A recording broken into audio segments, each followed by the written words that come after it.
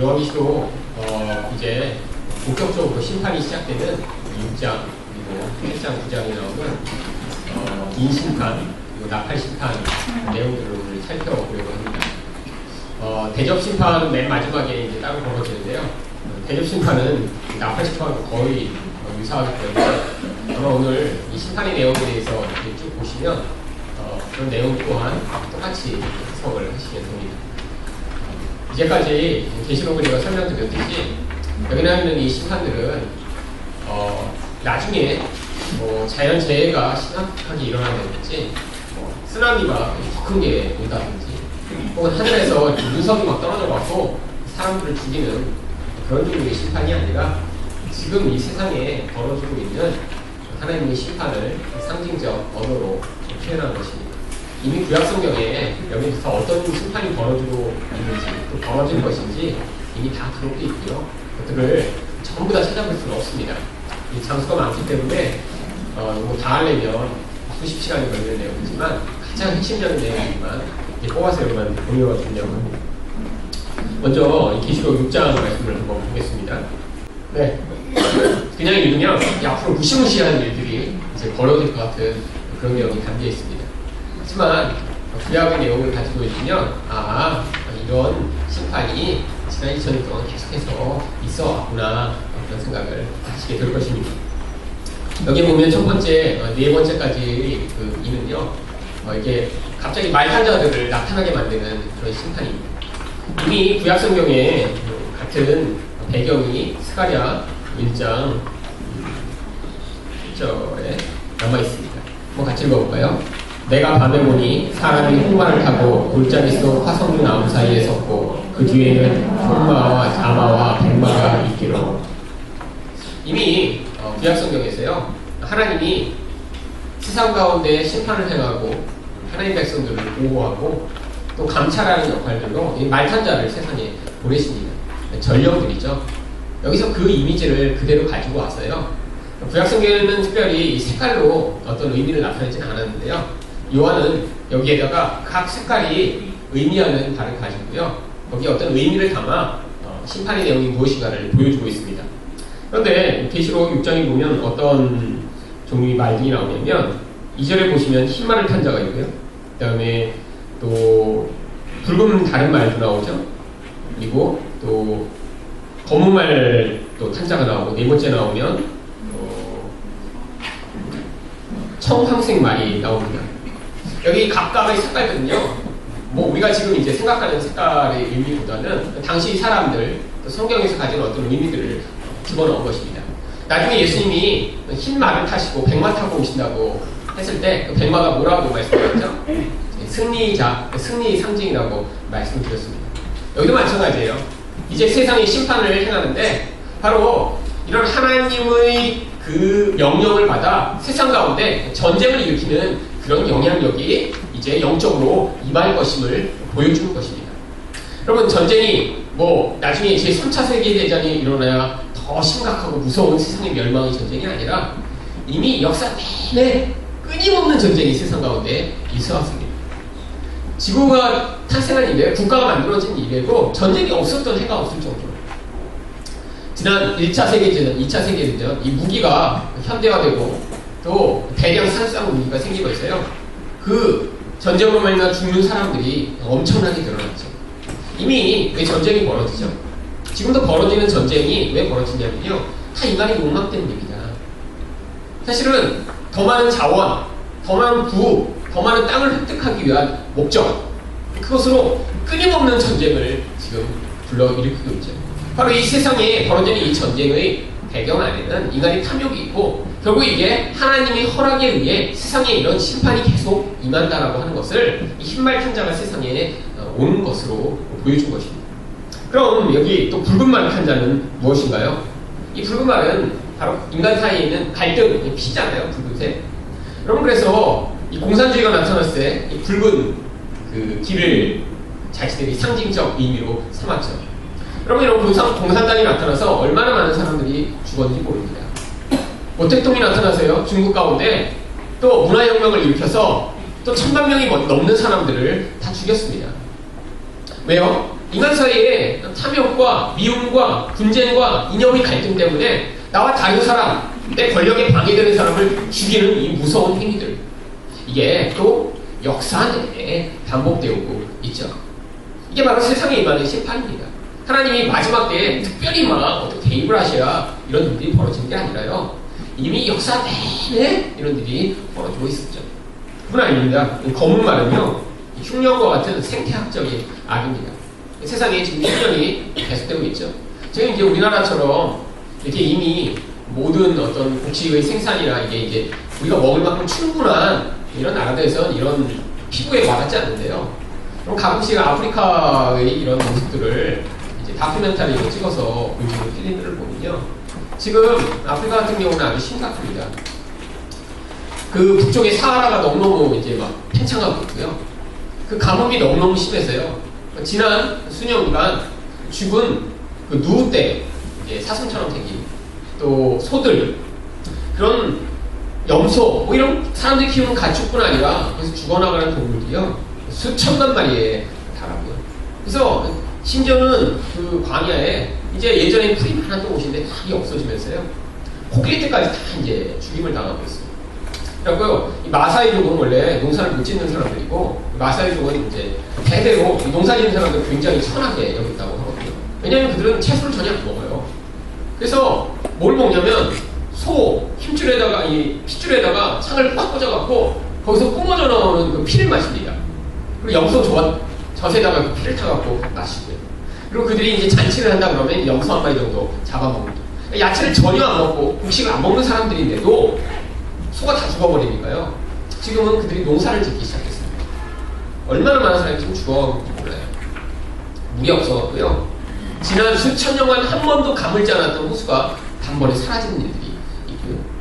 결국 이 세상에 이런 가뭄이 계속된 말미암아 지금 엄청난 피해가 점점점 임하고 있죠. 문제는요, 가난한 사람들이 계속 더 많이 죽어간다는 사실입니다. 오늘 한 내용만 이제 짬있게 보면요, 6절에 보면 보세요. 이 가뭄이 임하면 어떤 일이 벌어지는지 보세요. 한 데나리온의 밀 한 대요, 한 데나리온의 보리 석 대로다.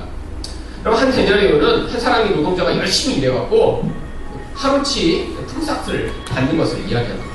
그런데 여기 밀 한 대를 이렇게 걸어갖고 사면요, 이 밀 한 대는 한 사람이 하루 먹을 만한 음식밖에 안 되는 거예요. 근데 이 가뭄이 되니까요, 너무 비싸져거든요. 아빠가 나와서 열심히 일했는데 무슨 결과가 있냐면 나 하나밖에 먹을 만한 밥값밖에 못하는 거예요. 그것도 매일 일했을 경우. 문제는 가족들이 먹으려고 하면요, 이 보리석대는 가족들이 먹을 만한 그 분량을 보리석대라고 합니다. 아니면 나 혼자는 안 먹는 걸 포기하면 아주 질이 낮은, 그래서 이 보리는 동물들한테 주는 사료로 주로 재배했던 곡물이거든요. 성경에서 그래서 가난한 여인한테 먹였습니다. 예수님이 보리떡으로 이렇게 수천 명을 먹으시면요, 이 보리떡이 뭐 건강식이라 이렇게 주식이 아니라요, 아주 가난한 아이가 다 좋은 떡이죠. 일반 사람들은 떡그레스 잘 안 먹는, 대신 밀을 먹던. 그런데 너무 폭등하니까 사람들이 가족이 먹고 살기 위해서는 질 낮은 것을 겨우 먹어요, 사는. 이게 평소 가격에 하면 평소보다 8배에서 10배 이상 되는 그런 아주 비싼 가격입니다. 여러분, 자기 하루 벌어갖고, 그것도 일주일 내내 살 수 있는 게 아니라 어쩌다 쉬는 날도 있을 텐데, 그러면 그러다 건너뛰는 거고요. 겨우 먹고 살았는데 다른 일을 아무것도 하지 못하는 거예요. 근데 그때 무슨 일이 벌어집니까? 또 감람류와 포도주는 해치 말라. 하늘에서 심판이 있는데요, 여러분, 이 포도주 또 감람류, 이 지중해 쪽에 사는 특별히 이스라엘 사람들은요, 이게 이제 사치품이 아니라 매일 당연하게 먹는 것입니다. 기름이 없이 뭐 빵 만드는 거 힘들잖아요. 퍽퍽하고. 포도주요, 우리에비아 이제 뭐 와인 이렇게 갖고 이제 비싼 특별한 뭐 그런 걸로 들고 있지만, 그 지역에서는 포도에서 나온 그 즙을 물에 희석해서 물이 나쁘니까 그냥 일상에서 마셨던 것입니다. 안 그러면 흙탕물 있고 더러운 것을 먹어야 되니까요. 그런데 이게 해야지 않는데 무슨 일이 벌어지냐면, 여러분, 내가 버는 걸로 겨우 샀어요. 그것도 질이 낮은 보리 정도 사갖고 가족이 겨우 해결했는데 기름 살 돈, 포도주 살 돈은 없는 것입니다. 무슨 일이 벌어져요? 여러분, 상대적 빈곤이 세상에 찾아오는 것이죠. 점점점 이게 심화됩니다. 그러니까 세상에 아주 많은 사람들은 여전히 열심히 살려고 했는데 하루치 빵을 사는 것조차 힘든 그런 인구가 세상에 10억 명입니다. 여러분, 하루에 1달러로 살아가는 사람들이요, 10여 명이 달해요. 겨우 하루치 빵을 겨우 먹고 사는 거죠. 그런데 그들이 공부할 돈, 위생을 위해 사용할 돈, 병원에 갈 돈, 이런 건 하나도 없는데요. 세상의 부자들은요, 날로 부유해지는 거예요. 그래서 이 상대적 빈곤, 세상의 1%가 세상의 90%의 모든 부를 점유하고, 그들은 포도주 한 잔에 뭐 5천만 원, 자동차 하나에 5억 원, 100억 원짜리 집, 1000억 원짜리 요트를 사고 그렇게 노는 세상 가운데 나머지 사람들은 매일 죽어가는 이 세상의 불평등, 이것이 심화되고 있음을 이것으로 보여주고 있는 것입니다. 여러분, 세상에 지금 밀과 쌀이 모자라지 않습니다. 100억 명 정도가 충분히 먹을 만큼의 밀과 쌀이 세상에 생산할 수 있고요. 더 많은 지금 이제 유리까지 다 경작을 하면 지금 인구 70억 조금 넘는데 이 모든 인구가 다 먹을 만큼의 쌀과 밀이 사실 생산이 됩니다. 근데 굶주린 사람이 많냐고요? 여러분, 뭐가 이렇게 많이 나오면요, 다 어떻게 하는 줄 아세요? 밀값을 안정시키기 위해 다 불태워버리거나요, 바다에도 다 쏟아서 버려버립니다. 왜? 아주 큰 곡물회사들이요, 이걸 많이 풀면 가격이 내려가거든요. 그러니까요, 운송비가 많이 드니까 그냥 다 그 자리에서 없애버리는 거예요. 그리고 더 많은 양을 생산하지 않는 것입니다. 왜? 곡물 가격을 안정해야 더 많은 돈을 버니까요. 결국 여러분, 이 모든 심판이요, 하늘에서만 마귀가 와서 세상 가운데 심판을 퍼붓지 않아도요, 인간의 탐욕 때문에 끊임없이 모든 일들이 벌어지고 있습니다. 마지막에 있는, 여기 이제 한국말로는 청황색이라고 되어 있는데요, 이건 원래 이제 그 잿빛, 그 시체의 색깔입니다. 시체의 색깔. 그래서 죽음을 상징하는 것이죠. 여러분, 여기 나와 있는 이런 세상 가운데 벌어지는 하나님의 심판은 뭘 얘기하냐면, 인간의 욕심으로 말미암아 끊임없이 역사 내내 반복되고 있는 전쟁, 이념 갈등, 그 안에 있는 흉년과 상대하는 빈곤, 그리고 세상에 찾아오는 죽음의 현상들을 이런 상징적 언어로 표현한 것입니다. 여러분, 그런데 이게요, 옛날보다 점점점 심해지고 있습니다.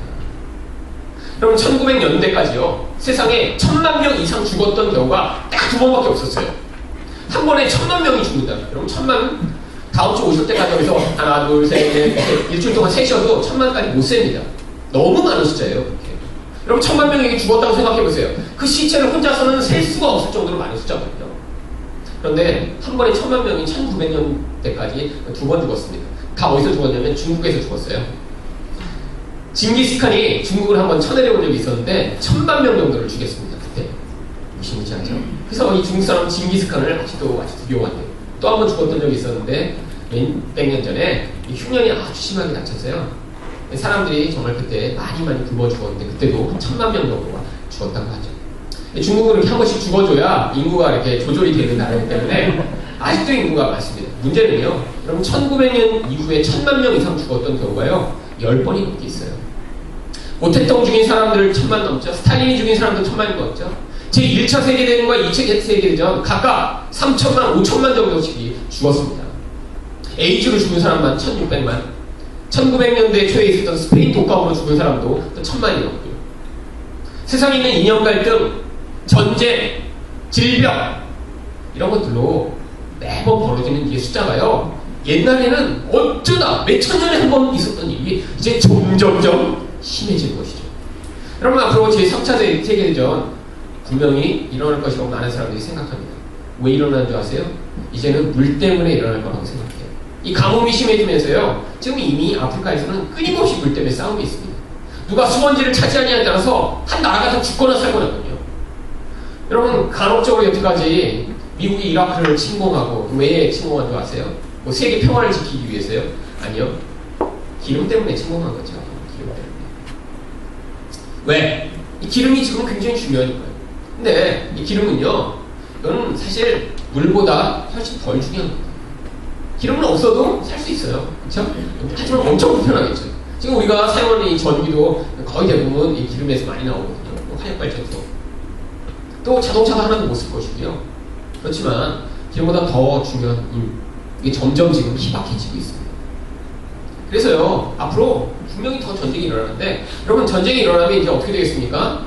뭐 가서 총으로 한 명씩 쏴서 죽이는 그 옛날의 구식 시대가 아니라 그럼 미사일, 이런 폭탄, 뭐 이런 걸로요 엄청난 사람이 한꺼번에 많이 죽는 거예요.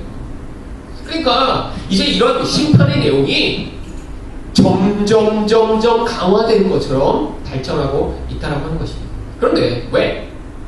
이런 심판의 내용을 왜 기록한 것일까요? 하나님의 백성 보고 무서워하라고요? 그럼 이 성경을 오해하는 사람들이요, 그래서 이렇게 예언을 받는다는 사람들이 가끔씩 예언을 합니다. 무슨 예언을 하냐면, 이제 뭐 그쪽 계열에 이렇게 정통한 사람들은요, 그 계열에서 아주 뛰어난 예언자라고 이렇게 이름 붙인 몇몇 사람들이 있어요. 뭐 밥 존스라든지. 그래서 이 사람들이 이제 책도 많이 내고, 그 사람들이 한번 집회하면 많은 사람들이 모여요.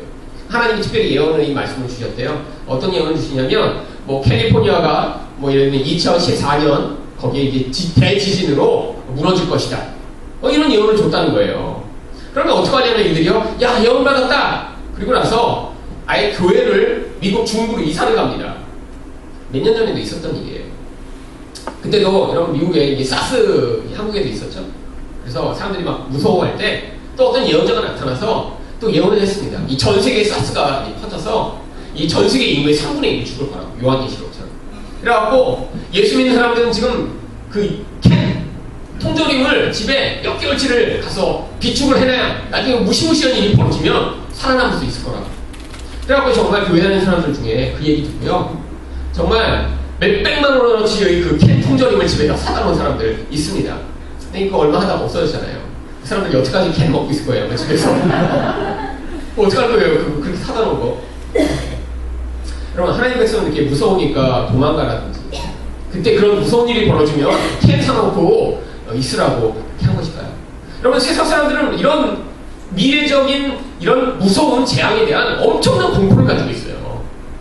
여러분, 이런 일이 벌어지면요, 세상에 이런 무시무시한 전 세계적인 심판이, 핵 전쟁이나 이런 운석이 떨어지거나 혹은 이런 일이 벌어지면 사람들은 지금 공포에 떨기 때문에 매년 영화를 만들어내는 것입니다. 사람들이 공포와 그걸 보면 해소되는 게 아니라 더 증가하죠. 여러분, 그래서 이런 사람들을 동원해 이용해서 미국에서 장사하는 사람들이 굉장히 많이 있습니다. 미국에 있는 잡지를 보면요, 이제 보통 개인주택을 미국 많이 사니까 자기 개인주택 그 지하에다가 이 방공호를 만들어주는 사업이 아주 잘 되고 있어요. 특별히 매년 뭐 2012 세계가 이렇게 지진으로 물이 터져나와서 다시 다 멸망한다, 이런 영화 하나 나오면요, 이런 업체가 엄청나게 잘 됩니다. 그래서 한 1억 원의 돈을 주면요, 그럼 지하 방공호에 들어가서 3개월 내지 6개월을 한 가족이 살 수 있는 그런 방공호를 만들어줘요. 더 무서운 건 3개월 후에 나와보면 어떡하려고, 3개월 들어갔다 나오려고 그런지 모르겠어요. 그런데 그건 그래도 이해가 됩니다. 무서우면 방공호에 들어가서 3개월 있다가 나오면 그때 이제 아무도 없고 자기 혼자 핵전쟁도 다 죽었는데 거기서 이제 살아남으려고 하는지 모르지만, 여러분, 그 세상이 사는 게 더 무섭죠. 남 죽을 때 같이 죽는 게 낫지. 여러분, 자기만 살아남아서 몇 명만 살아남으면 세상에 무슨 일이 벌어질 줄 아세요?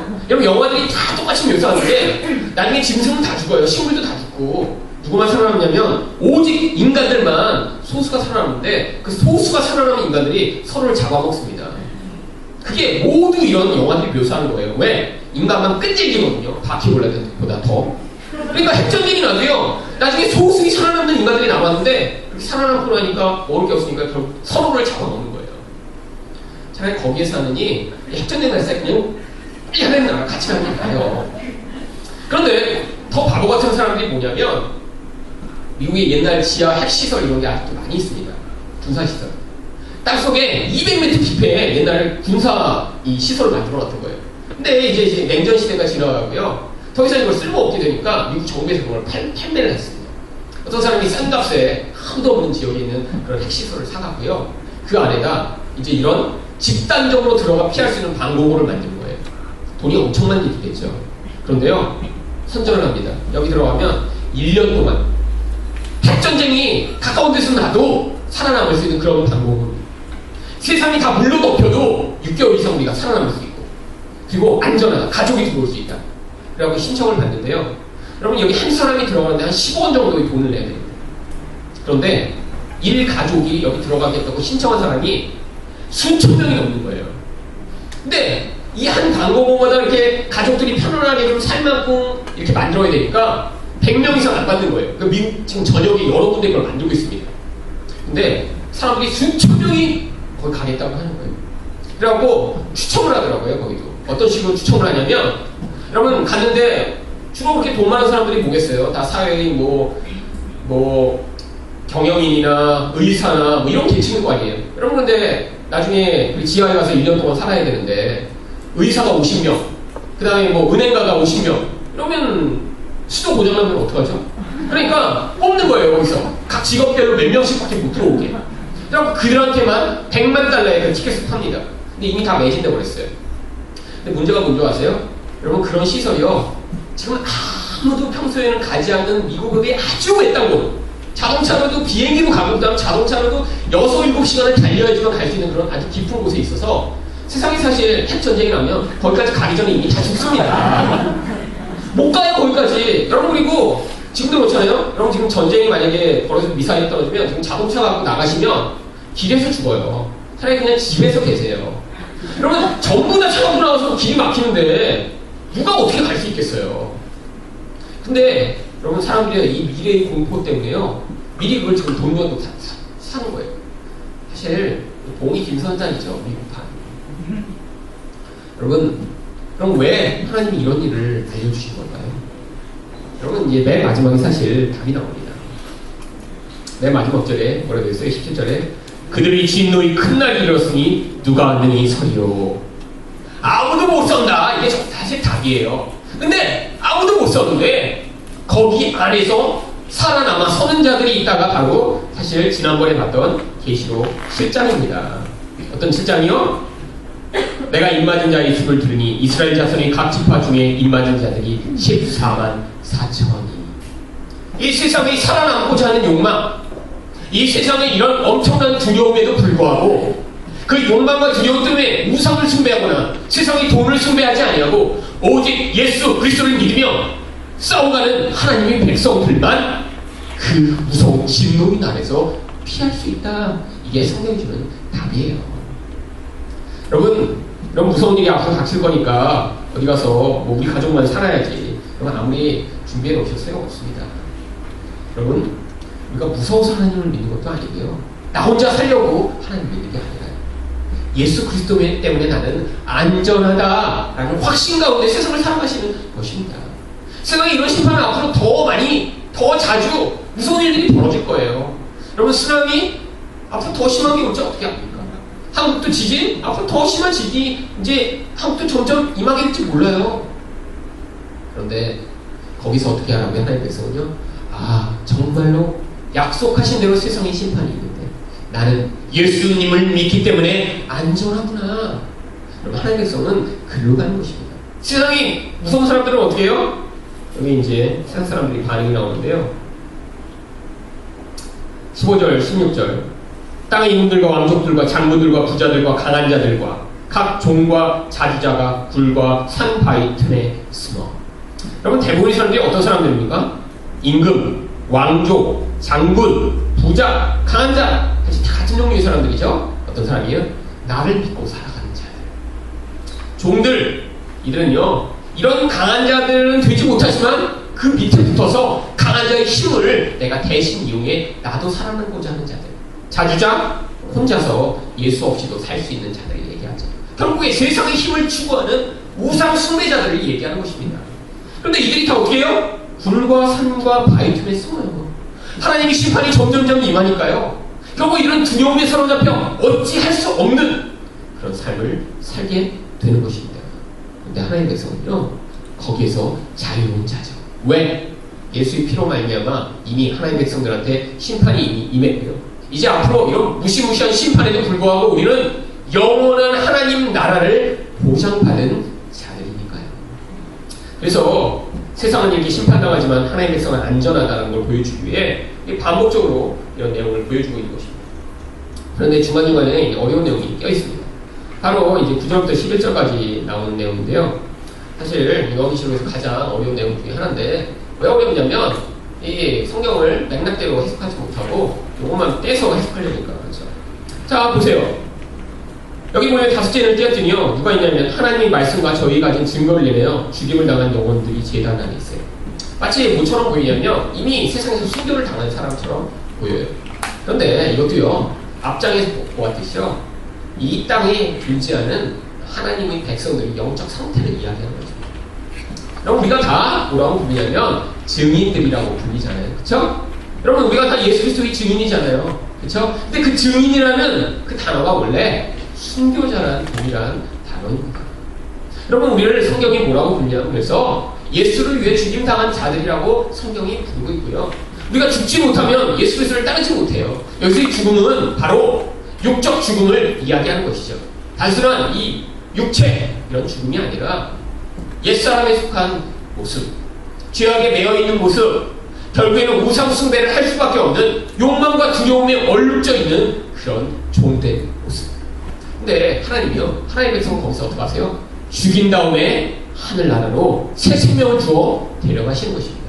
모든 하나님의 백성이 그래서 어떻게 되냐면 죽었다가 부활해야 되는 거예요. 예수님이 죽었다가 부활하시니까 우리는 그냥 영원히 안 죽었다, 안 살아나는 자가 아니라 여러분 예수의 부활처럼 우리 이 죽을 육체가 죽고요. 그리고 이 안에서 새로운 육체, 새로운 존재가 살아나는 것입니다. 썩을 것이 썩어져 없어지고 나면요. 영원히 썩지 않을 것이 우리 안에서 탄생하고요. 우리 안에서요. 정말로 망가져버리고 연약한 것이 사라지면 강하고 아름다운 것이 우리 안에서 새롭게 나타나는 것입니다. 그래서 죽임당한 자라고 성경이 부르죠. 그런데 이 죽임당한 자들은요. 결국에는 예수님이 뭐라고 얘기하셨냐면 마태복음 10장 38절 39절 말씀입니다. 같이 읽어볼까요? 시작. 또 자기 십자가를 지고 나를 쫓지 않는 자도 내게 합당치 아니하니라. 자기 목숨을 얻는 자는 잃을 것이요 나를 위하여 자기 목숨을 잃는 자는 얻으리라. 예수님은 끊임없이 우리가 이 땅에서 우리 목숨을 잃어야 새 생명을 얻어 산다고 이야기하십니다. 그래서요, 요한계시록에서도요, 성도를 항상 죽임당하는 자들, 순교한 자들이라고 얘기해요. 같이 볼게요. 시작. 저가 권세를 받아 그 짐승의 우상에게 생기를 주어 그 짐승의 우상으로 말하게 하고 또 짐승의 우상에게 경배하지 않느냐 여주든지 다 죽이게 하다. 이 세상에 영향을 미치는 마귀의 영향 가운데 결국 하나님의 백성들이 이 땅에서 죽임을 당하는 것입니다. 왜 하나님 보호 안 해주시냐고요? 어차피 육신은 죽어야 영원한 것이 우리 안에서 부활할 수 있으니까요. 자, 그런데 여러분 아까 이제 잠깐 지워졌지만 히시록 아까 입장을 다시 가서 이렇게 이제 성도들이 근데 뭐라고 간구를 하죠? 10절 말씀입니다. 큰 소리로 불러 가로되 거룩하고 참되신 대주제여 땅에 거하는 자들을 심판하여 우리 피를 신원하여 주지 아니하시기를 어느 때까지 하시려니까 하니. 이게 이제 자기 피를 신원하여 달라고 심판하여 달라고 기도합니다. 근데 왜 그래요? 죽임당했으니까요. 땅에 거하는 자들은 이제 예수를 믿지 않는 거역하는 자들 얘기하거든요. 그러면 이 기도를 읽으시고 나서 야 맞아, 이 땅에서는 우리가 고통받지만 이 하늘에 가서 하나님께 간구하면 이 땅에 있는 자들이 다 심판받아 다 죽어야 마땅하지. 그럼 이렇게 지금 생각하고 계시면 앞에서부터 성경을 안 읽어오신 분들이에요. 앞에서 예수님이 뭐라고 하고 죽으셨는지 한번 보죠. 누가복음 23장 34절 말씀입니다. 읽어볼까요? 시작. 이에 예수께서 이르시되 아버지 저들을 사하여 주옵소서 자기들이 한 것을 알지 못함이냐 하시더라. 여기까지 드리겠습니다. 그럼 예수님이 죽으실 때 이렇게 하시고 죽었고요. 예수님과 똑같이 죽었던 스데반은요 이런 기도를 하며 죽었습니다. 시작. 무릎을 꿇고 크게 불러 이르되 주여 이 죄를 그들에게 돌리지 마옵소서 이 말을 하고 자니라. 이 땅에서 이렇게 남이 죽이니까 땅에 거하는 자들이 죽인 거 아니에요? 예수님도 죽이고 스데반도 죽이고 맞아 죽었어요. 근데 죽으면서는 막 너그러운 마음을 발휘해서 하나님 다 용서해 주세요. 이러고 죽고 천국 가니까 다시 화가 나. 그래갖고 심판하여 주시옵소서 하나님 보좌 옆에 가서. 여러분 말이 안 되잖아요 이게. 사실 말이 안 됩니다. 그래서 여기 나와 있는 이 계시록의 내용이 우리가 생각하는 그런 종류의 심판이 아니라는 사실을 아셔야죠. 여러분 나중에 가면 이렇게 자기의 욕구를 다 이렇게 성경에 투영해서 읽는 경우들이 굉장히 많아요. 그러니까 이런 말씀이 잘 안 받아들여지는 것입니다. 여러분 세상에서 제일 용서하기 힘든 게 뭘까요? 누가 한번 욕했을 때 바보야 그랬는데 그걸 그냥 참아 넘기는 것일까요? 물론 그것도 엄청 힘들죠. 누가 이렇게 오른밤을 딱 치면 그냥 그걸 맞고 내가 맞아 싸죠. 이것도 굉장히 힘들죠. 물론 힘듭니다. 그렇죠? 차 타고 가다가 지갑 박아놓고 나보고 잘못했다고 했을 때 그것도 참기 힘든데 그렇게 억울하게 당했을 경우는 얼마나 힘들어요. 근데 여러분 제일 힘든 게 뭘까요? 정말로 억울하게 죽임을 당하는데 그들을 용서하면서 죽는다. 여러분 죽을 때라도 한번 소리 질러야 되지 않을까요? 이 나쁜! 하면서. 그러면 그 마지막인데 어차피 죽을 건데. 그런데 성도한테 요구하시는 게 사실은 이 땅에서도 이걸 요구하시는 거예요. 여러분 그래서 그 죽음이 인간의 가장 본질을 드러내는 역할을 하죠. 근데 천국에 갔는데 그때 가서 화나니까 막 욕한다. 그게 아니라 여기는 신원이라는 단어 때문에 그렇습니다. 이 단어가 이제 찾아보려면 성경 전체에서 아주 많이 나오는데요. 여기는 이 신원하여 달라, 심판하여 달라. 사실 이 단어들이 원래 무슨 의미로 사용되냐면요. 여러분 심판은 무엇이죠? 제가 말씀드렸지만 나쁜 놈들을 다 깨부시는 것을 심판이라고 성경은 이야기하지 않습니다. 하나님의 기준에 맞춰서 그 기준에 모자란 것을 제거해버리는 것을 심판이라고 얘기하는 거예요. 그래서 심판이라고도 번역되지만 많은 곳에서 판단이라고 번역되고 있습니다. 하나님의 기준을 딱 세운 다음에 그 기준에 모자란 것들을 다 없애버리는 거예요. 왜? 하나님이 보실 때 그 기준에 모자란 것 그게 다 죄거든요. 그래서 온전하게 만드는 과정, 이게 판단이죠.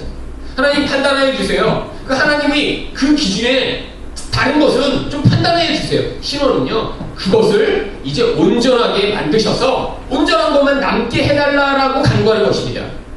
그런데 여러분 더 이해하기 어려운 것은요, 이치로 읽자. 그러니까 기도했더니요, 하나님 뭐라고 그러세요? 11절입니다. 각각 그들에게 흰 두루마리를 주시며 이르시되 아직 잠깐 동안 쉬되 그들이 동무 곧 종들과 형제들도 자기처럼 죽임을 당하여 그 수가 차기까지 하라. 자, 심판해 주세요. 그랬더니 그래 내가 심판해 줄 게 아니라 네 친구들 다 죽을 때까지 기다려. 여러분 이해가 되세요? 하늘에서 이렇게 하늘을 향해 하나님께 직접 가서 여기서 멀리서 간구하는 게 아니라 하나님 앞에 가서 간구했더니 네 친구들 다 죽을 때까지 기다려. 이게 바로 하나님이 공의를 행하시는 방법이기 때문입니다. 이 친구들이 누구예요? 우리들이에요. 우리들. 근데 왜 우리가 죽을 때까지 기다리냐고요? 여러분 여기서 이 죽음이 바로 우리 이 육신의 죽음을 이야기하는 것입니다. 나중에 영원한 심판이 기다리고 있어요. 근데 그 영원한 심판은 한번 지나가면 다시 되돌이키는 게 불가능합니다. 그럼 그때 그 심판을 앞두고 있는 그 마당에 하나님이 이런 기도를 받으시고 이 기도에 이제 응답하셔서 이 땅에 개입하시면 어떤 일이 벌어지냐면 이 땅에서 하나님 택함 받은 자들 가운데 하나님의 기준에 미흡한 모든 부분들이 있으면 이 땅에서 하나님이 그것들을 제거해 나가시는 거예요. 근데 그 제거의 과정을 뭐라고 부르냐면 죽음이라고 부르는 것입니다. 다른 곳에서는 이것을 징계라고도 부르죠. 여러분 그래서 하나님 백성을 향한 심판이 이 땅에서 계속해서 벌어지는 거예요. 고린도전서 11장 32절이에요. 읽어볼까요? 시작. 우리가 판단을 받는 것은 주께 징계를 받는 것이니 이는 우리로 세상과 함께 정죄함을 받지 않게 하려 하십니다. 여기 이 판단이 심판이라는 단어입니다. 지금 하나님이 우리를 판단하셔서 심판하시는 이유가 뭐냐면 지금 징계가 뭐죠? 어린아이를 어른되게 만드는 과정, 이 징계라고 말씀드렸죠. 지금 징계를 받아서 이렇게 어린아이 같고 미성숙하고 온전하지 못한 모습이 우리한테 제거되면 어떻게 된다? 마지막에 세상이 정죄를 받을 때 그때 정죄를 받지 않게 되는 자들이 나타나기 때문입니다. 그러니까요, 이 땅에서 뭐예요? 모든 사람들이 사실 다 불이에요. 여러분 지금 만약에 하나님의 심판이 우리에 대한 보호의 장치가 없이 세상에 화금해 마지막 심판이 지금 임한다고 한번 생각해보세요. 근데 세상에 보호의 장치가 아무것도 없어요. 그럼 어떻게 되겠어요? 사실 여기는 저나 여러분이나 한 명도 살아남을 수 없습니다. 저는 확신해요. 만약에 제게 어떤 하나님으로부터의 심판을 보호할 어떤 그런 장치, 예수 그리스도라는 그런 보호수단이 있지만 그게 없이 그냥 심판이 임하면 저는 제가 죄인인 걸 너무나 명확하게 압니다. 그러니까 저는 죽는 게 마땅해요. 근데 여러분은 어떠신가요? 여러분도 마찬가지예요. 한 명도 빼놓지 않고 세상에 모두 다 심판이 이미 다 주는 거예요. 그런데 하나님 백성에게 뭘 주셨어요? 예수 그리스도라고 하는 보호의 장치를 주시고요. 그리고 그 기준에 벗어나는 모든 것을 지금 이 땅에서 심판해 나가시는데 그 과정을 성경은 죽음이라고 표현해 나가는 것이죠. 왜? 죽는 건 좀 고통스럽거든요. 여러분 하나님의 기준이요 우리에게 더 명확하게 잣대가 우리에게 삶에 오면요 사실 그 기준에 의해 하나님이 우리의 삶을 대입하시기 시작하면 고통스럽습니다. 여러분, 구약에 있는 10계명 정도는 하나님 우리에게 요구하시는 게 아니에요. 여러분, 마태복음 5장에 예수님 뭐라고 하셨어요? 너희 의가 서기관과 바리새인의 의보다 낫지 않으면 절대 안 된다고 하셨어요. 여러분, 서기관과 바리새인은요, 그 수없이 많은 율법의 규정을 지켜놓고 그걸 지키기 위해 얼마나 몸부림치며 살았지 모릅니다. 여러분, 근데 예수님이 요구하시는 의가 그 정도 수준이 아닌 거예요. 10계명 정도 지키는 수준이 아니라 마음에서부터 하나님의 뜻을 따라야 되는 거예요. 그래서 형제를 향해 나가! 바보라고 부르는 거군요. 아이고, 저 못나니. 저도 못해? 그러면요, 지옥불에 떨어진다고 했어요. 그게 하나님 기준이에요. 겉으로는 내가 죽이지 않아도요, 구약성경에서 살인이 기준이었는데 그거는요, 예수님이 오시지 않았기 때문에 그냥 겉으로 기준을 세워주신 거예요. 왜? 내면의 기준까지 아무도 지키지 못하니까. 그냥 표면적인 기준만 세워놓으셔도 못 지켜요. 그런데 내면의 기준까지 딱 들이대시니까요, 아무도 살아남을 자가 없는 거예요. 여덟 양의 음욕을 품는 자, 이미 다 죽은 자예요. 가늠한 자예요. 여러분, 그러면 세상의 남자 가운데 음욕을 아무도 안 품었다. 한 번도 난 세상의 남자 가운데 여자를 보고 그냥 항상 엄마처럼만 봤다. 이런 남자 아무도 없습니다. 호르몬이 돌면 자연스럽게 사춘기가 되고 여자들이 이제는 다르게 보이기 시작하는 때가 오죠. 여러분, 그러니까요, 하나님의 기준은요, 인간이 만족시키기 불가능한 거예요. 그런데 거기다가 예수라는 기준을 우리에게 덮어주시고요, 그리고 그 기준에 미흡한 부분들을 하나님이 인생에서 개입하셔서 잘라주시면 어떻게 되냐면 이제 예수 안에 완전히 들어간 자가 되잖아요. 마지막에 하나님이 자, 이제 마지막 정죄의 심판을 딱 내리시려고 하는데 예수 그리스도라는 온전한 그릇 안에 담겨진 자, 이 예수만 보이니까 이 자들한테는 이제 심판, 마지막 심판을 내리시지 않고요, 예수를 의지하지 않은 자들은 그냥 보니까 쇳덩어리로 그대로 있어요. 여기에 무시무시한 영원한 심판이 벌어지는 것입니다. 여러분, 그래서 이 땅 가운데 이 계시록이 이야기하는 이 심판들이, 여러분, 예수 안 믿는 자만 전쟁하면 죽나요? 여러분, 1차 세계대전, 2차 세계대전으로 5, 6천만 명이 죽었는데 예수 안 믿는 사람은 다 골라서 죽었을까요? 아니에요. 여러분, 세상에 임하는 심판 가운데 예수 믿는 사람들이 병 걸리고요, 예수 아무리 잘 믿어도요, 총알이 피해가지 않습니다. 여러분은 주로 어떤 간증을 듣고 은혜를 받으시냐면 성경책 여기 넣어놨더니 총알이 여기 꽂혀서 살아난다. 그건 죽은 예수 믿는 사람 1000만 명 중에 한 명으로 거예요. 한 명. 그런 거 거의 없습니다. 거의. 여러분, 예수 믿어도요, 방탄조끼 안 입으면요, 총알 여기 오면 거의 죽어요. 희귀하니까 이렇게 나오는 거죠. 희귀하니까. 여러분, 예수 안 믿는 사람만 암에 걸립니까? 아니에요.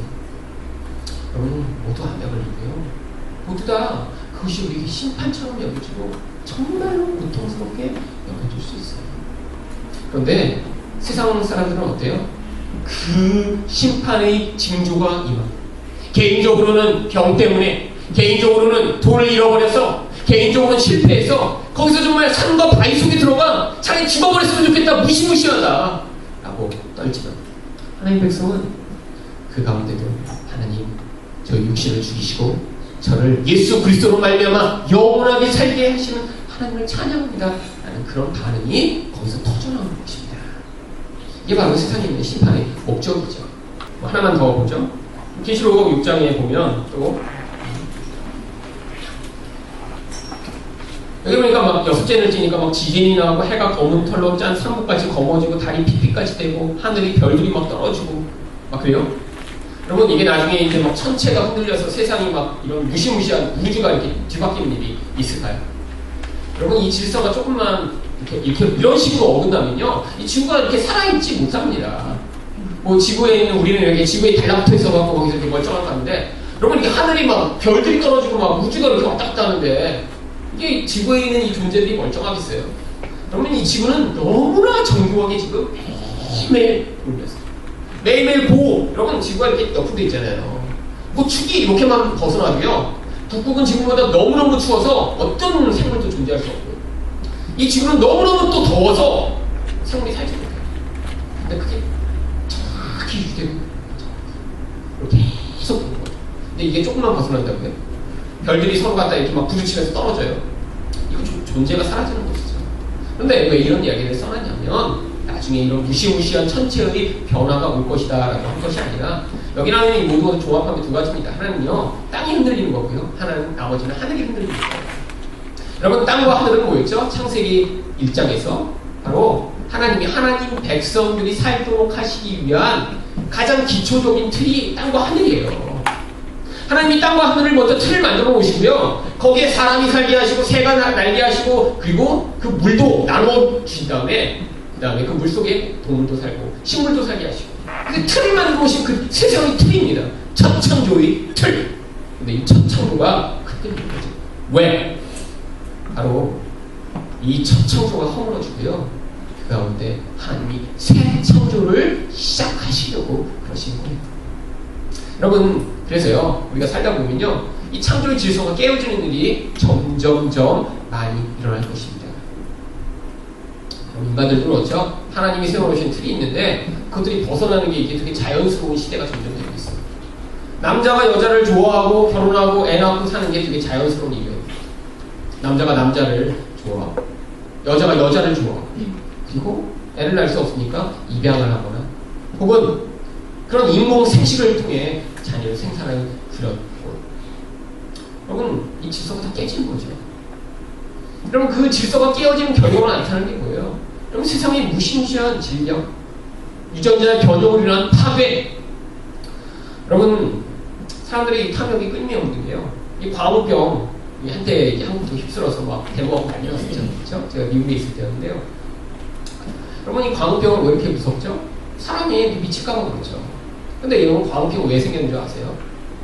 여러분, 원래 소는 풀만 먹도록 되어 있는 존재잖아요. 근데 풀만 먹으니까 빨리 안 자라는 거예요. 그래갖고요, 사람들이 빨리 자라게 하려고, 미국에는 한국 사람들은 이제 소뼈를 다 먹지만, 미국 사람 다 버립니다. 꼬리뼈요? 한국에서 비싸지만 미국에서는 쓰레기예요. 그러니까, 이 쓰레기라고 어떻게 좀 써봐야지 그래서 그 남는 걸 가지고요, 갈아가고요, 소한테 주는 사료에다 섞어가고 소한테 먹기 시작한 것입니다. 여러분, 사람이 사람을 먹으면 어떻게 될까요? 여러분, 사람이 사람 고기를 먹을 때만 나타나는 특별한 병이 있어요. 그래서요, 이 필리핀이나 옛날에 이런 식인종들은 뇌가 빵꾸나는 그런 병으로 많이 죽었습니다. 식인행위를 했기 때문에. 이상해요. 같은 동족을 잡아먹으면 그런 이상한 병들이 나타나는데 소가 그렇게 됩니다.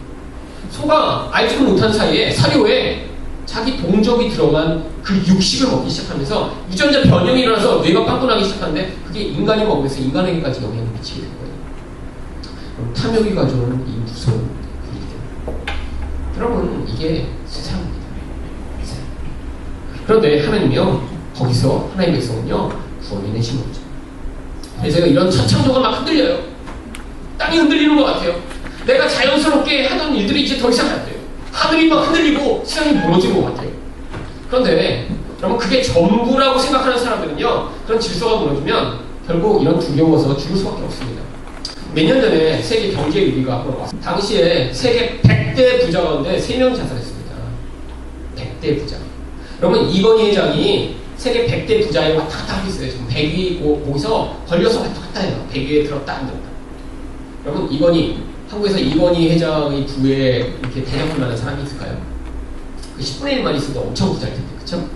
그런데 세계 그보다 돈이 많은 사람들이 100명도 넘게 훨씬 많은 거예요. 그런데 그렇게 많이 있던 사람들이요, 자기 모든 인생의 기반이라고 생각한 돈이 조금 떨어지니까, 주식이 떨어지고 그러니까 자살했습니다.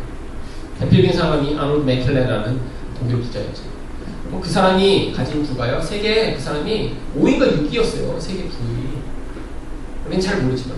그런데 나이도 많은 사람인데 자기가 가진 주식이 폭락하니까 기차에 몸을 던져 죽어버렸어요. 왜? 이들은 그 두려움에서 벗어날 수가 없거든요. 그런데 하나님 백성만, 누가 그 진노의 날에 능히 서요? 하나님 백성만 예수 그리스도로 말미암아 선다. 이게 바로 답이 있는 것입니다.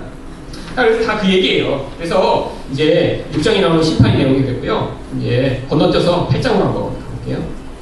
6장에서 이제 6째까지 일을 띈다고요. 7장이 막간으로 들어가 있다고 말씀드렸죠. 8장에 가서 이제 그 사이에 어떤 일들, 바로 6장 마지막에서 했던 질문에 대한 답을 7장에 준 다음에 그다음에 다시 8장으로 가서 7번째 인을 이렇게 시작하는 것입니다. 그런데 7번째 인을 띄었을 때 여기 어떤 일이 있는지 묘사하냐면, 제단 곁에 금 향등을 가지고 향을 담아요. 이 향 자체가 성도의 기도가 아닙니다. 성도의 기도가 이렇게 올라가면요, 하늘에 하나님이 받으실 만한 재물로 이렇게 담겨져 있는데, 거기다가 또 하늘에서 나온 새로운 향을 집어넣는 거예요. 그럼 왜 향을 거기다 더할까요? 성도의 기도만 하나님께 드리면 안 될까요? 네, 안 됩니다. 여러분 하시는 기도가 정말 하나님 나라와 그의 의를 구하는 늘 온전한 기도만 하고 계세요? 여러분, 높은 사람일수록요, 가서 잘못만 하면 죽습니다.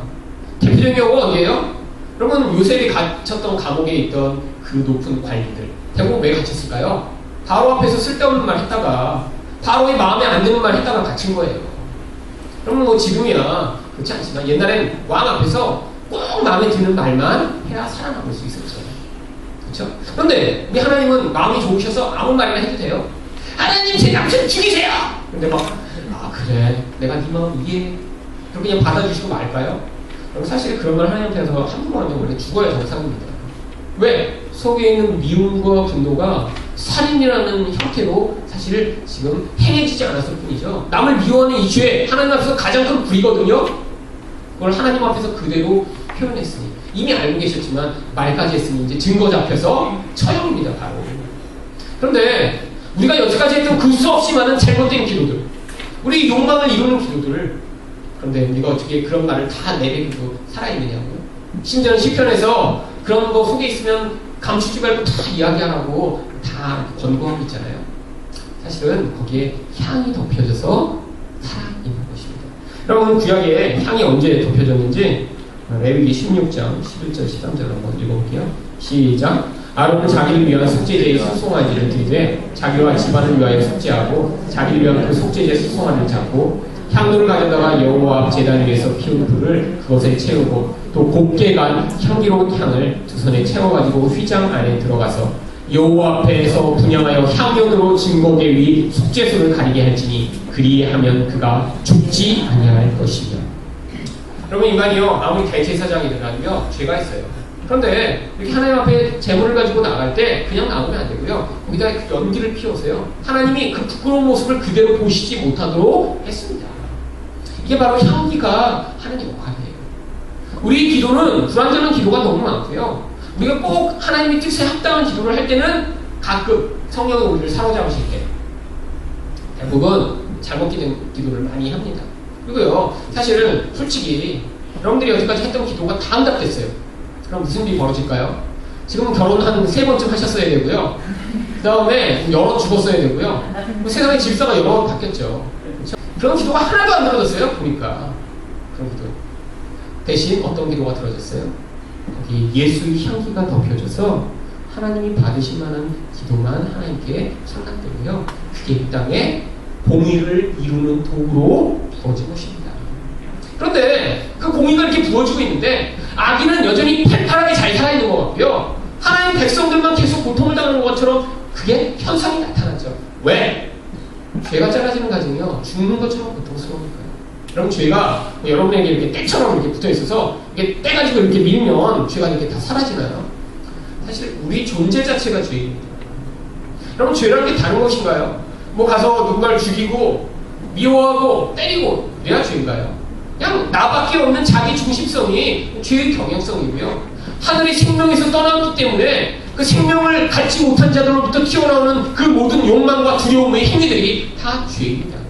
그 욕망과 두려움 때문에 하나님, 보이지 않는 하나님을 의존하지 않고요, 눈에 보이는 돈, 사람, 세상의 힘을 의존하는 그 모든 행위가 다 죄입니다. 여러분, 그래서 끊임없이 세상 가운데 사람들은요, 이 욕망과 두려움에서 벗어나고 이렇게 몸부림치는 거예요. 돈도 더 많이 벌어야 될 것 같고요, 내 미래도 좀 보장해야 될 것 같고요, 그렇지 않으면 죽을 것 같은 그 두려움에 사로잡히고 못 견디는 인생을 살아갑니다. 그런데 하나님 의존하지 않는 그 자리로부터 하나님이 자꾸 끌어당기시려니까요, 우리 본질이 자꾸 방해합니다. 하나님은 어쩔 수밖에 없어요. 이 불완전하고 죄악된 세상을 통해요, 그 하나님 백성 안에 있는 그 죄악들을 내면에서부터 잘라내실 수밖에 없는 것이죠. 그래서 이렇게 하늘로부터 올라간 연기가 이 땅에 다시 부어져 심판의 도구처럼 사용되는데, 하나님 백성만 마치 그 심판 때문에 왜 하나님이 나만 심판하시는 것 같지? 왜 내 옆에 있는 사람들, 저 세상 사람들은 가만 놔주시는 것 같지? 그런 고백을 하게 되는 것입니다. 여러분들 그 과정을 지나본 사람만 어떤 고백을 하게 돼요. 아, 하나님이 내 안에 있던 이 죄악을 잘라내시지 않았으면 어쩔 뻔했을까. 여러분, 이렇게 가는 것이죠. 왜 하나님이 나만 심판하셨지? 왜 나만 힘들게 했지? 내 인생만 이렇게 고통스럽지? 라고 이야기하는 것이 아니라요. 여러분, 그래서 젊어서 미리 그런 고통의 과정 가운데 말씀으로 자기 죄를 많이 토해내신 분들은요, 갈수록 하나님이 얼마나 좋으신 분이신가를 진심으로 고백하게 돼 있어요. 그런데 물론 여러분이 고통을 개인적으로 비교해서 나보다 더 많이 당하시는 분도 있을지 모릅니다. 젊어서부터 아픈 것 때문에 나보다 훨씬 더 고통하는 사람도 있고요. 가정의 환경이 너무너무 나빠서 그 때문에 정말 남은 알지 못하는 아주 극심한 고통을 당하고 살 수도 있죠. 그런데 여러분, 고통을 무조건 많이 당했다고 거기 계시는 게 아니에요. 여러분, 대부분요, 우리가 어떤 종류의 상처를 많이 받으면요, 사람이 더 악해집니다. 미움이 안에 쌓여요. 그걸 더 죽이시고요, 더 집착이 강해집니다. 그런데 하나님의 백성한테 하나님이 주시는 이 말씀을 듣고, 아, 이게 의미가 있구나. 이런 과정을 통해 내가 절대 죽지 않는구나. 하나님이 나를 버리시지 않는구나. 하나님이 여전히 나를 사랑하시는구나. 라고 하나님 앞에서 그 고통의 과정들이 지나가면요, 은혜가 여러분에게 덮인 채로 하나님과 관계없는 분이 잘라지기 때문에 그 과정을 지나가면 좀 더 순결하고 좀 더 아름답고, 그래서 자기를 위해 살지 않는 그런 자들로 변화될 수 있는 것입니다. 여러분, 그래서요, 그 오래 다니실 때는요, 여러분 안에서 정말 그 자유함이 있으시고요, 그게 외모로도 좀 표현되셔야 돼요. 그렇죠? 여러분, 이 마음에 있는 게 결국 얼굴에 나타나게 되어 있습니다. 링컨이 원래 자기 강요 뽑을 때 사람들이 했어요. 아니, 왜 사람을 외모로 가지고 뽑냐고. 그랬더니 사람 40살이 되면 자기 얼굴에 책임져야 된다고. 왜? 여러분, 속에서 억울함, 분노, 미움이 가득한데 얼굴이 화창하고 즐겁고 행복하고 그 사람 만나면 너무너무 좋은 이런 경우는 잘 없습니다. 어디에 가면 있냐면요, 그런 분들이 있긴 있어요. 비행기 타면 이 스튜어디스들 집에서는 뭐 심각한 문제가 있거든요. 어서오세요. 뭐 원하시나요? 여러분들 심각한 문제가 어디에 있는 줄 아세요?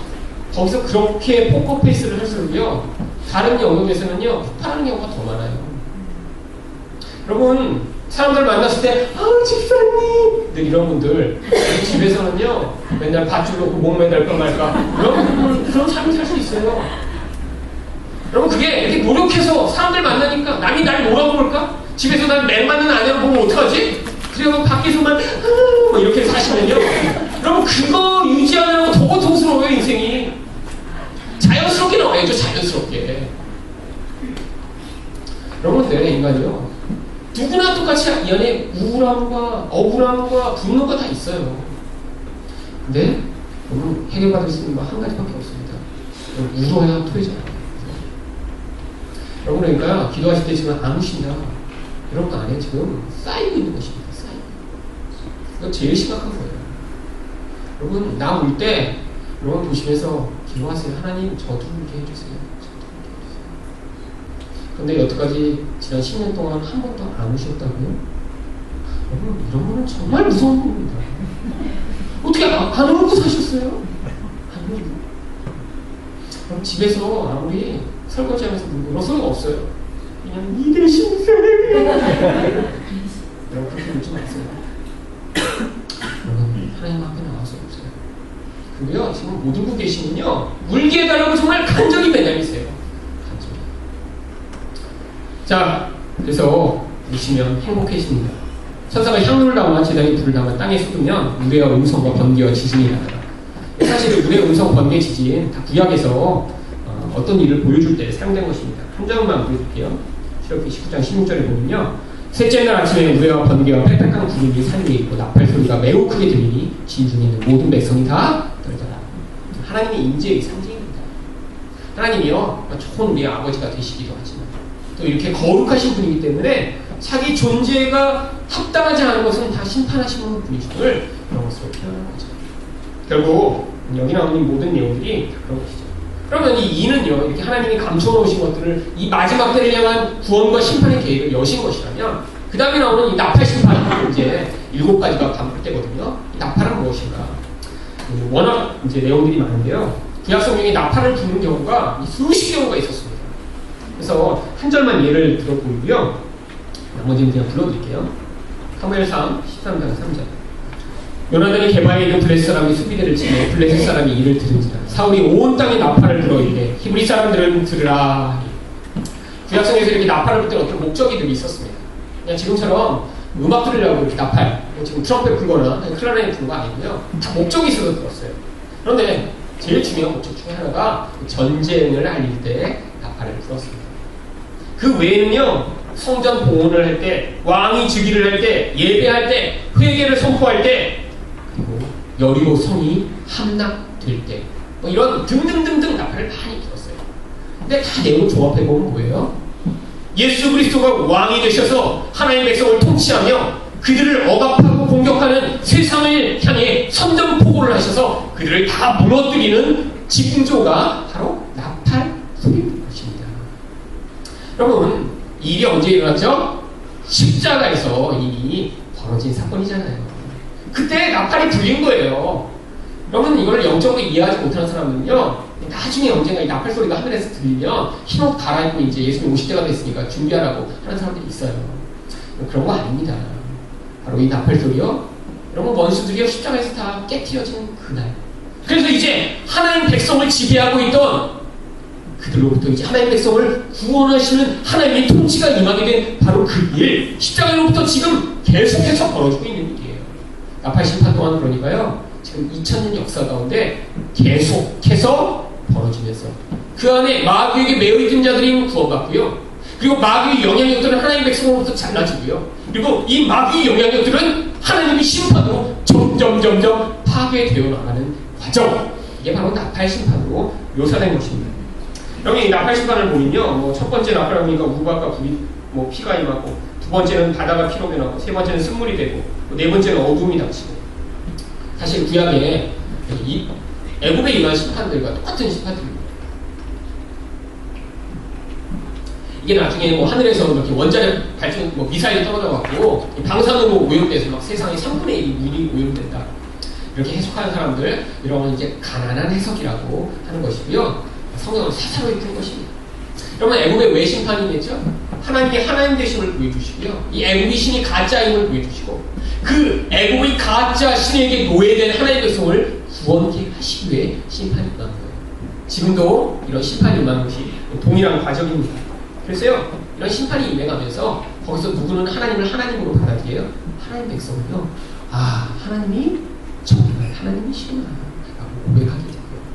그런데 세상 사람들은 뭐 하나님을 인정하지 않죠. 그러니까 어떻게 했어요? 애굽에서도 바로가 끝까지 하나님에게 대적하기 위해 장자까지 죽었음에도 불구하고 마병들이 그리고 공격해 오다가 나중에 침묵멸을 당합니다. 마찬가지예요. 세상 사람들은요, 심판이 임하고 있는데도요, 하나님께 돌아오지 않아요.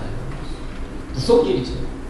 여러분, 지난 20세기에 이렇게 1000만 이상 죽었던 수없이 많은 사건들이 있었음에도 불구하고 모두가 하나님께 돌아오지 않습니다. 어떤 일은 더 심해져요? 하나님 향한 반역과 하나님 향한 전쟁은 더 심각해지고 있죠. 여러분, 그런데 여기 나와 있는 이 모든 뭐 3분의 1이 변한다. 일부만, 뭐 미국만 하나님이 이렇게 상하게 하시고, 한국도 남부 지역에 사는 사람만 고통하게 하시고, 그런 내용이 아니라 이 심판이 점진적으로 일어나게 됨을 보여주는 것입니다. 또 심판이 다양하게 벌어짐을 보여주는 거예요. 왜 그렇게 표현했냐면요, 이 심판이 이렇게 점진적으로 임하는 것을 하나님 백성이 보면서, 아, 하나님이 정말 세상을 심판하시는구나. 내가 예수 그리스도를 의지하지 않으면 나도 저 심판에 영원한 멸망을 당하겠구나. 그러니까 나는 예수님을 믿어야지라고 회개를 촉구하는 목적으로 점진적으로 심판이 주어지는 것입니다. 그런데 왜 이렇게 하나님 백성들한테 심판을 경험하게 하시는 것이죠? 한 절만 보죠. 중요한 구절인데, 에스겔 4장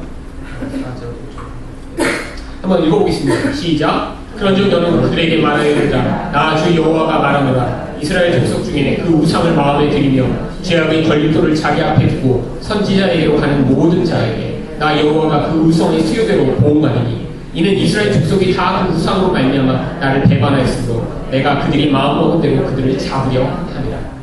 여러분, 누구를 향한 하나님의 심판이 선포되냐면요, 이스라엘 백성들을 향한 심판이 선포됩니다. 여러분, 블레셋 사람들을 하나님 심판하시지 않아요. 왜? 하나님이 하나님 자유만 증거하시거든요. 그런데 왜 이렇게 심판을 하시는지 그 목적이 그 뒤에 나옵니다. 에스겔 14장 22절, 23절 한번 읽어볼게요. 시작. 그러나 그 가운데 피하는 자가 남아있어 끌려 나오리니 곧 자녀들이라. 그들이 너희에게로 나오리니 너희가 그 행동과 소행을 보면 내가 예루살렘에 내린 재앙 곧 그 내린 모든 일에 대하여 너희가 위로를 받을 것이라. 너희가 그 행동과 소행을 볼 때 그들의 이에 위로를 받고 내가 예루살렘에 행한 모든 일이 이유 없이 한 것이 아닌 줄을 아리라. 주 여호와의 말씀이니라. 이스라엘이 이렇게 심판을 당했는데요, 나중에 그 자녀들은 어떻게 돼요? 정결한 자가 됩니다. 하나님의 심판이 남아 부모 세대가 다 죽어버렸는데, 그러고 나니까 다음 세대가 아름다운 자녀이 나오는 거예요. 그랬더니 이런 목적이 있으셔서 하나님이 이 전 세대를 심판하셨구나 깨닫게 된다는 거죠. 여러분, 이게 뭘 비유하는 거죠? 바로 남은 자의 비유입니다. 그럼 남은 자가 누구예요? 나중에 7년 대환란 때 세상에 남겨진 자들을 이야기하는 게 아니라요. 우리 가운데 옛 사람이 죽고 새 사람으로 남아 이렇게 하나님 보실 때 이런 심판의 결과로 남게 될 하나님의 백성들, 우리 안에 있는 새 사람들의 연합인 교회를 이야기하는 것입니다. 그럼 요한계시록에 나와 있는 이 내용을 가지고 해서 나중에 이스라엘 백성들이 뭐 이런 사람들이다라든지, 혹은 7년 대환란 때 소수의 사람들이 세상에 남게 될 것이다라고 얘기하는 것이니까 다 거짓말이에요. 여러분, 그래서 이런 시한부 종말론자들이요, 대부분 이렇게 사람들 모아갖고 헌금을 걷잖아요. 그래서 오늘 새벽에 한번 말씀드렸는데, 제 친구도 거기에 갔다가 자기 전 재산을 헌금 주머니에 넣었습니다. 왜? 내일이면 휴가 될 테니까 돈이 필요 없으니까. 근데 그 친구는 대학생 때 주식 투자를 해갖고요, 돈을 많이 번 친구였어요. 근데 이제 그때 돈이 많았을 때였어요. 근데 예수님 오시다니까 이제 거기 가서 믿고 나서 돈을 거기다 다 넣었다가 그 다음날 다시 다 찾았습니다. 비밀번호 다 바꾸고 그래요. 그런데 여러분, 사람들이요, 시한부 종말자들이 그렇게 사람들 모아갖고 돈을 내라는 거예요. 왜? 자기들만 남는다는 거죠. 여러분, 뭐 남는 걸 지가 결정합니까? 근데 남아서 보니까 자기들만 남아서 남은 사람들 돌봐주기 위해 사역이 필요하니까 돈 내라고 그랬어요. 결국은 시한부 종말론에 빠진 사람들이 집 팔고 자기 직장도 그만두고 그것도 다 돈 낸 다음에 그런 다 알거지가 됐고요. 그 잔당들이 지금 아직도 남아있습니다.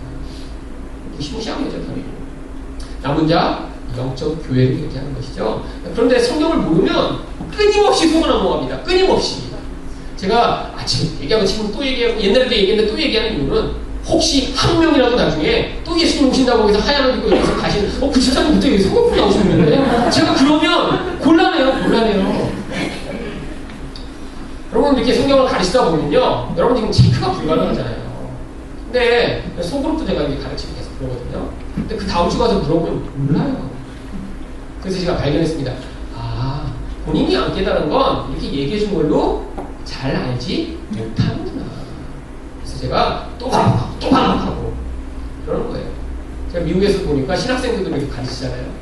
그러면 뭐 그런 가짜들, 막 이렇게 기적행한다고 거기 가지 말라고 그러는데, 그 다음에 나서 또 얘기하더라고요. 그래서 달라스에 있는 뭐 아무개 집회에 갔다 왔다고. 그래서 내가 몇 년 동안 가지 말라고 그렇게 얘기했는데 또 갔다 왔냐. 그래도 거기서 하나님이 역사하시면 어떡하냐는 거예요. 거기서. 그래갖고 또 그냥 계속 그런 데 다니더라고요. 기질이 안 바뀝니다, 사람이. 여러분, 그러니까 조심하시면 돼요. 여러분 가운데, 여러분은 그래도 여기 나오시니까 그래도 안심이 돼요. 근데 아직도 여기 저희 교회에 이제 그래도 7년 대환란 믿는 분들 계실 거 아니에요. 여러분, 지금 이제 통전임 집에서 비축하고 계신 혹시 있을지도 모르고요. 그 다음에 지금 몰래 인터넷으로 가서 다른 설교 들으면서 예수님 이제 베리집 받으면 이제 구원 못 받는다고 생각하시면서 이렇게 지금 하시는 분들이 있을 거예요. 여러분, 나중에 얘기하실 때 잘 말씀해 주세요. 아니라고. 우리 하나님이 세상보다 크시고요, 베리집보다 크시고요, 어떤 것보다 크신 분이 하나님이세요. 그러니까 하나님을 믿으세요. 하나님을 정말 예수님을 죽이시면서까지 우리에게 아들을 통해 여러분을 다 구원해 내시고자 하는 그 하나님, 그걸 믿어야 암 걸리셔도 할렐루야 하실 수 있고요. 여러분이 예상치 못한 그런 무시무시한 상황에 도달하셔도요, 거기서 벗어나실 수 있어요. 앞으로 이런 무시무시한 심판에 두려워하시지 말아요. 자, 그래서 이제 이런 심판들이 구체적으로 어떻게 임하는지 한번 보죠. 답을 수는 없으니까 이제 샘플로 한번 보겠습니다. 계시록 8장 8절에 성경 때도 설교 때도 말씀드렸는데 한번 읽어볼까요? 시작. 둘째 천사가 나팔을 불이 불붙는 풍선과 같은 것이 바다에 떨어지매 바다의 3분의 1이 피가 되고. 나중에 하늘에서 미사일이나 운석이 떨어지는 것이 아니라요, 구약에 나와 있는 내용을 그대로 갖고 온 것입니다. 에레미야 51장 24절 25절을 읽어볼게요. 시작. 너희 눈앞에서 그들이 시온에서 모든 악을 행한 대로 내가 바벨론과 갈대아 모든 주민에게 갚으리라. 여호와의 말씀이니라. 여호와의 말씀이니라. 온 세계를 멸망하는 멸망의 산하보라. 나는 네 원수라. 나의 손을 네 위에 펴서 너를 바위 위에 두이고 너로 불탄 산이 되게 할 것이니. 여러분, 바벨론은요, 산이 없었는 평지에 있는 나라였습니다. 그런데 왜 거기서 하나님이 불타는 산이 되게 하신다고 말씀하시냐면요, 여기 바빌론에 이런 건물들이 있었거든요. 자,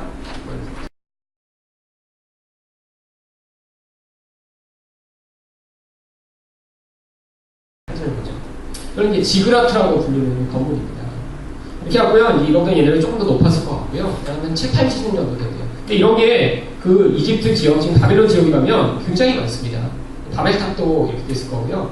뭐 사람들은 이게 뭐 구름에 닿는 그런 탑이라고 하는데 불가능한 게요. 여러분, 사람이 이렇게 지금 제일 높은 빌딩이라고 하는 게 아직 1km가 안 돼요. 근데 1km까지 가도요, 구름에 안 닿습니다. 여러분, 그 두바이에 지어졌잖아요. 그러니까 이 100m 높이의 건물도 지금 몇십 년 안 됐어요. 그렇게 높이 쌓으면 건물이 무너져요. 하중을 못 견디고요. 그러니까 이게 밑에서부터 높이 쌓아도 결국 한 3, 40m 정도의 이런 탑을 쌓는 거예요. 근데 수천 년 전에 왜 이런 탑을 쌓냐면요, 이 꼭대기에서 무상하게 제물을 드렸습니다. 바벨 사람들은 마르뚝이라는 신을 섬겼거든요. 마르뚝 신이여, 우리를 부유하게 해주세요. 우리를 풍요하게 해주세요. 거기서 불을 피워서 늘 제사를 드렸죠. 그런데 어떻게 하시겠다고요? 결국 그런 힘을 추구하는 바벨론이 더 강력한 힘을 가지기 위해 다른 나라들을 아주 짓밟고요, 침략하고 다 멸망시켰죠. 결국 그들이 그 우상 숭배가 하나님이 심판하셔서 이 우상의 재단 자체가 나중에 다 불타는 산처럼 멸망시키실 것을 예언하신 것이죠. 그럼 하늘에서 불타는 산이 떨어지는 것은요, 바로 이것을 얘기하는 것입니다. 그래서 바다가 다 멸망하는 거예요. 이 바다는 결국 성경에 나오는 풍요를 움직이는 통로를 얘기합니다. 왜냐하면 옛날에 좋은 건 다 바다로 갔거든요. 옛날에는 이렇게 수출입이 이렇게 쉽지가 않았기 때문에요, 한 지역에서 나는 것밖에 쓰지 못했어요, 대부분. 그러니까 멀리서부터 바다를 건너왔다 그러면 굉장히 좋은 것들이죠. 그러니까 이 바다가 풍요와 부유의 상징이었어요. 한국도 그랬죠. 옛날에 메이드 인 USA. 미제네 미제. 화장품도 한국어 안 말고 미제 말고 아껴서. 여러분, 옛날에 똑같았습니다.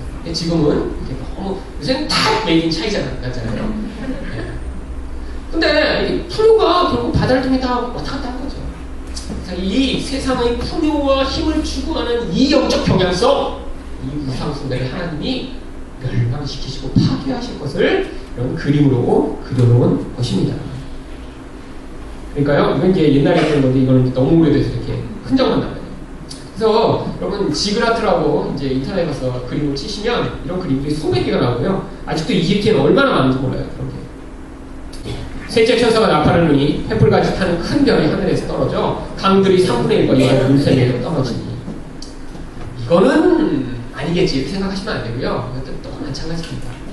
여러분, 나팔을 어떻다고요? 이제 마지막 이런 심판이 많은데 횃불이 뭘까요? 성경에서 이 횃불은요, 보세요. 스가랴 12장 6절입니다. 읽어볼게요. 시작. 그날에 내가 유다 지도자들을 나무 가운데에 화로 같게 하며 곡식단 사이 횃불 같게 하니 그들이 그 좌우에 에워싼 모든 민족들을 불사를 것이요 예루살렘 사람들은 다시 그 본 곳 예루살렘에 살게 되리라. 마지막 시대에 하나님이 심판을 횃불이라는 상징으로 한번 표현했습니다. 별은 뭘까요? 그럼 별, 하늘에서 떨어지는 별이에요. 이 별은요, 사실 여러 개가 있는데 이 한글은 먼저 보죠. 또 그리하여 내가 하늘을 향하여 눈을 들어 해와 달과 별들, 하늘의 모든 천체, 곧 하나님 여호와께서 너희 하나님 여호와께서 천하 만민을 위하여 배정하신 것을 보고 미혹하여 그것에 경배하며 섬기지 말라. 이 우상 숭배의 대상을 이야기하는 것입니다. 아니면 뭐 여러 가지를 표현하는데요. 또 인간이 하나님처럼 되고자 하는 욕망을 대변하기도 하고요. 결국 횃불 하늘처럼 타는 별이라는 건요, 하늘에서 떨어질 유성이 아니라 이렇게 하나님처럼 높아져 내가 하나님 되고 싶다라고 하는 그 인간의 죄악이 심판이 당함으로 말미암아 결국에는 땅에 떨어지는 영향력을 미치게 될 것을 이야기하는 것입니다. 왜 물샘에 떨어지죠? 우리요 결국 생명의 근원이니까 그렇죠. 자, 에르미야 2장 13절 읽겠습니다. 내 백성이 두 가지 악을 행하였나니 곧 그들이 생수의 근원되는 나를 버린 것과 스스로 웅덩이를 판 것인데 그것은 그 물을 가두지 못할 터진 웅덩이입니다. 결국 인간의 이 우상숭배의 경향, 하나님 말고 다른 것으로 생명의 근원을 삼고자 하는 그 경향, 이게 심판을 당한다는 것입니다. 어떻게 심판을 당해요? 쑥으로 심판을 당해요. 여러분 쑥이 무엇이냐면요, 에레미야 9장 14절 15절 말씀을 볼까요? 같이 읽어볼게요. 시작. 그 마음의 완악함을 따라 그 조상들이 자기에게 가르친 바알들을 따랐습니다. 그러므로 만군의 여호와 이스라엘의 하나님께서 이와 같이 말씀하시니라. 보라 내가 그들 곧 이 백성에게 쑥을 먹이며 독한 물을 마시게 하고. 하나님의 심판의 도구가 바로 쓴 물로 임하는 것입니다. 그런데 여러분 우리는 우상숭배 한 적이 없나요? 아니요. 우리도 하나님처럼 높아지고 싶고요. 여러분 하나님처럼 높아진다 하면 여러분 아닌 것 같죠? 그건 하나님이 아닙니다. 근데 사실은 우리 이제 하나님이 아니라는 걸 너무 잘 알기 때문에 대부분 하나님처럼 높아지지 않는데요. 옆집 이 집사보다는 좀 높아지고 싶고, 그 다음에 우리 교회 박모 집사보다는 좀 높아지고 싶고요. 우리 동네에 있는 아무개 아줌마보다는 잘나고 싶은 게 이 하나님 노릇을 지금 이 땅에 있는 사람한테 투영해서 하고 있는 거예요. 여러분 우리 안에 있는 모든 경쟁, 난 아무개보다 나아, 난 아무개보다 괜찮아 라고 하는 거, 이게 하나님 노릇을 지금 진짜 못하고요. 인간이 이 땅에 살면서 하나님 노릇을 대행하는 역할이 바로 그것으로 나타나는 것입니다. 이게 우상숭배예요. 나를 하나님처럼 만들고 싶었으니까. 사실 여러분 가장 가까운 관계 안에서의 싸움도요, 사실 내가 너보다 나아, 이러니까 싸우는 거죠. 여러분 왜 남편한테 자꾸 대드세요? 그 인간이 하는 말 아무것도 아닌 것처럼 여기니까 그렇죠. 당신이 나의 주님이십니다. 말씀 하나 없어서. 여러분 싸움이 있을 리가 없습니다. 집에서. 여러분 남편들이 화나는 게 그거예요. 야 너도 내 말을 안 듣냐? 니까지 깨? 그러면서 서로 니까지 깨 하니까 그렇죠. 그러니까 그냥 이렇게 싫어! 결국에는 한 이제 60점 되면 남자가 꺾이더라고요. 야 아내가 계속 한 30년 하야 30년 정도 해야 겨우 남자가 그때 꺾어진 거예요. 지금 아직 그렇게 오래 안 사신 분들은 왜 이렇게 내가 12년 했는데 안 되나, 아직 18년 더 하셔야 돼요. 그럼 남자 잘 안 변합니다. 남자예요. 인간이 그렇게 말한다고 그냥 쉽게 바뀌는 그런 건가요? 나중에 이제 남자들이요 힘이 없어지고 더 이상 아침에 일어나도 이렇게 일어날 기운이 없을 때, 그때쯤 돼야 좀 더 이상 개기다가는 밥도 못 얻어먹고 쫓겨나게 생겼으니까 그제서야 말 듣는 거예요. 그럼 남자들은 60 정도 되면요 군입파 그때도 못한 남자들이 있더라고요. 그런 사람들은 주로 돈이 좀 있거나 그냥 그때까지 그런데, 여러분 작년에도 그런 일 있었잖아요. 70이 넘었는데도 아내 맨날 구박하고 때리고 소리 들어간 남편. 그런데 그러다 중풍이 들어버린 거예요. 근데 아내가 80이 넘었어요. 80 아내는 2살인가 그렇고 남편이 76살인가 그러는데, 그렇게 중풍이 걸려서도 거기서도 소리 지르고 막 그러니까 아내가 방망이를 들고 와서 그 중풍 걸리는 남편을 때려 죽여버렸습니다. 여러분 그 심판이 임하죠. 그러니까 여러분 지금 뭐 말을 쉽게 듣는다, 그런 남편하고 살고 계시면 여러분은 축복받은 것이고요. 근데 조심하세요. 그러다가 남편이 나중에 중풍 들면 방망이 들고 올지도 모릅니다. 독일에서 벌어졌던 가장 엽기적인 8가지 살인사건이라는 책이 있어요. 거기서 엽기적인 살인사건 중에 하나가 뭔지 아세요? 어떤 외과 의사인데 평생 아내한테 순종했습니다. 아내가 너무 셌거든요.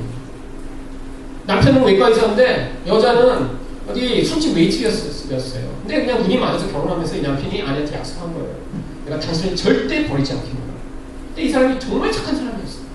돈을 벌어줘도 아내가 바보 돼지 새끼야 맨날 이렇게 욕하면서 남편을 대한 거예요. 남편이 너무너무 상처를 받았는데, 남편이 50 몇 살이 된 어느 날 지하실에 가 있는데 아내가 막 소리를 지른 거예요. 이거 갖고 오라고. 근데 남편이 안 올라오는 거예요.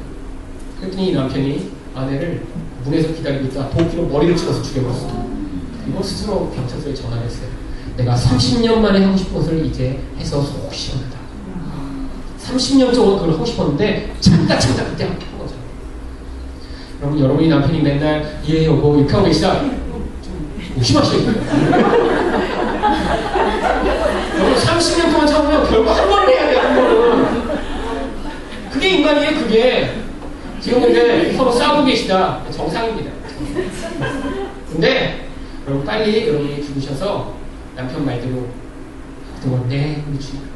여러분 주님이라고 부르라고 성경에 써있잖아요. 사라가 남편 아브라함을 주, 로드, 예수님한테 부르는 거 아니에요. 주님 그렇게 불렀다. 말만 주 나쁜 놈아 이렇게 하는 게 아니라 주님 내가 당신의 뜻대로 하겠습니다. 근데 이게 인간, 옛 자아를 가진 인간은 불가능하다니까요.